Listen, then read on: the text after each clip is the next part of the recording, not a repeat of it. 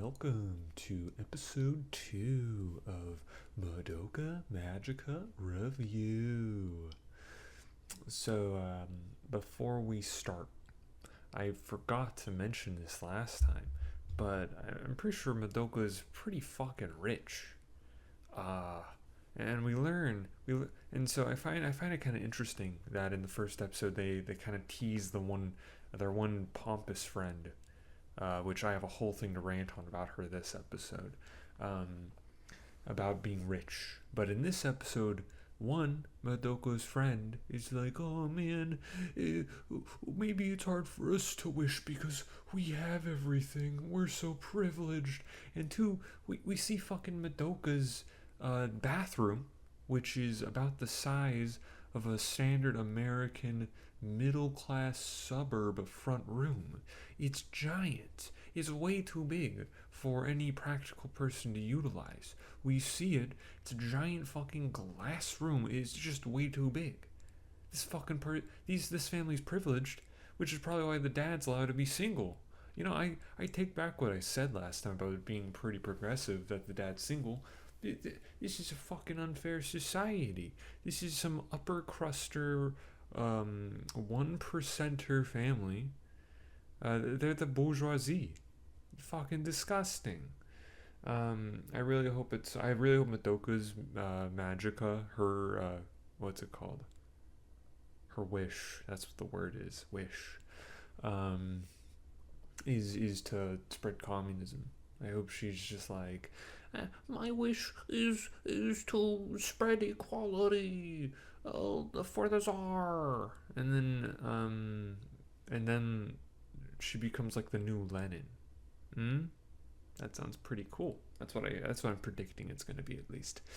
Um, so episode pretty good at introducing angels, or no, not angels, witches. That's what they're called. The witches are cool. LSD Dream Emulator vibes, hardcore, pretty good.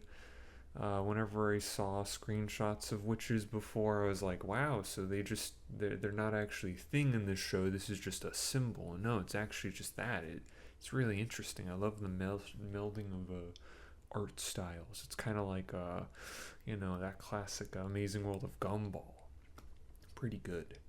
Um, in terms of it all, it's pretty cool how the witches are like some negative entities that kill people and cause them to die horrible deaths. It's pretty creative. Um, I feel like there's probably some deeper thing to that. There's probably some nefarious thing by that evil cat. Because it's clearly evil. No one's acknowledged, like, hey, why are you able to do this, you dumb cat?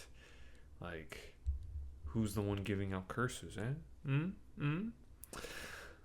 Um, one big revelation this episode we learn is Madoka's friend, the supposedly rich one, who's clearly maybe just like what her family makes maybe like $2,000 more than Madoka's. She's homophobic. Really, like, pretty groundbreaking.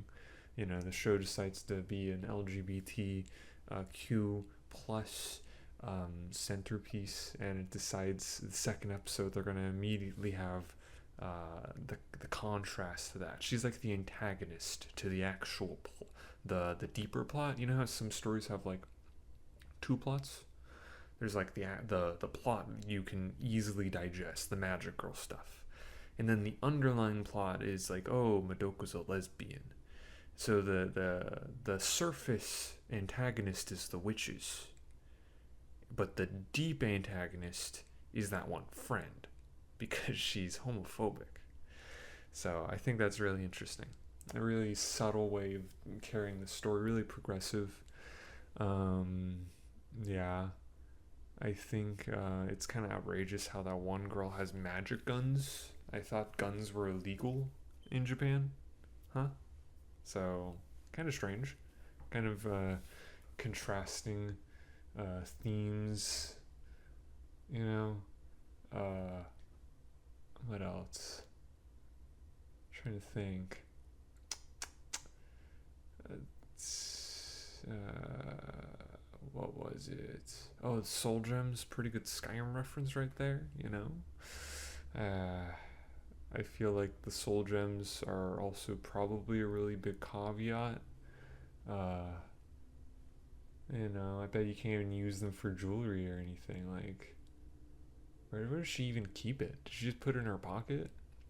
Does she have a little satchel for it? Like, I don't know, man. If this thing's like really important, you don't just put this in your pocket. You should put it in like a little like Velcro strapped like board bag, or one of those like kind of hard but still not super hard bags, like a canvas bag. That's what it is. You should probably get like a little canvas bag for it or something. I don't know. Kind of just very unimmersive.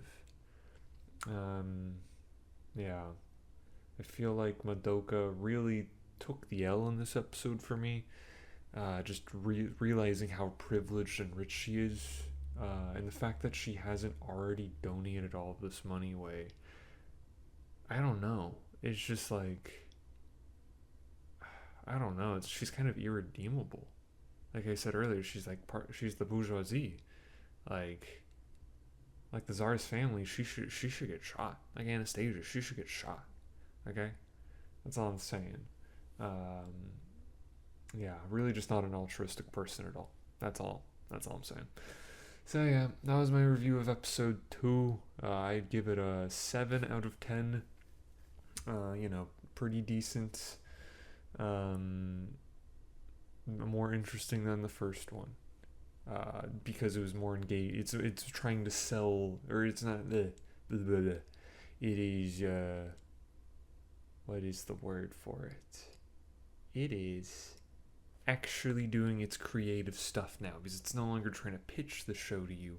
It is now actually going into depth to a degree, but I want to see where else it goes, because it's still very introductory to the world, which is fine, but there's nothing crazy going on yet.